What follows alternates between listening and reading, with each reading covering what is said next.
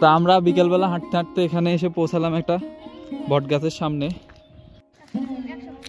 এই একটা মাঠের মাঝখানে কমপক্ষে 100 বর্ষ পুরনো একটি বট গাছ আছে।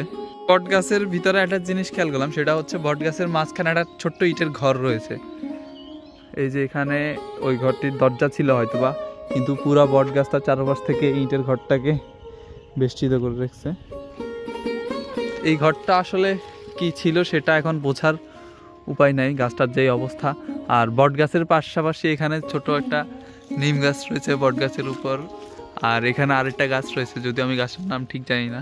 আমার কাছে মনে হচ্ছে যে এটা হয়তোবা কোনো মন্দির, ছোট মন্দির হতে পারে, কারণ আশেপাশে এখানে সনাতন ধর্মাবলম্বীরা বসবাস করে। তো এটা একটা মন্দির হতে পারে, প্রাচীন কোনো ছোট মন্দির বা বাড়ির কোনো মন্দির হতে পারে, যেটার চারপাশে বট গাছ এরকম করে বেষ্টিত করে রাখছে এই মন্দিরটাকে।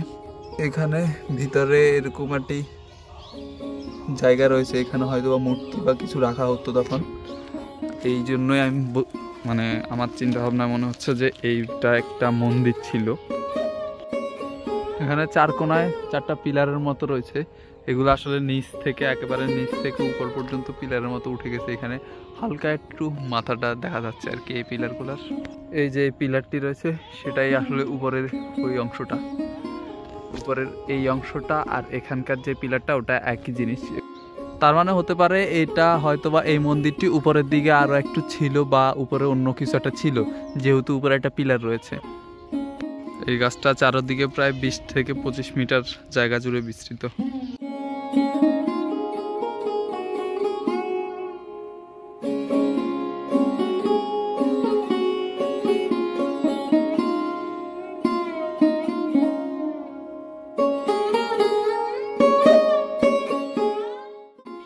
ফেরার পথে দেখতে পেলাম এখানে আলু গাছ চাষ করছে, আর এখানে আলু গাছের মধ্যে অসংখ্য আলুর ফুল ফুটে আছে।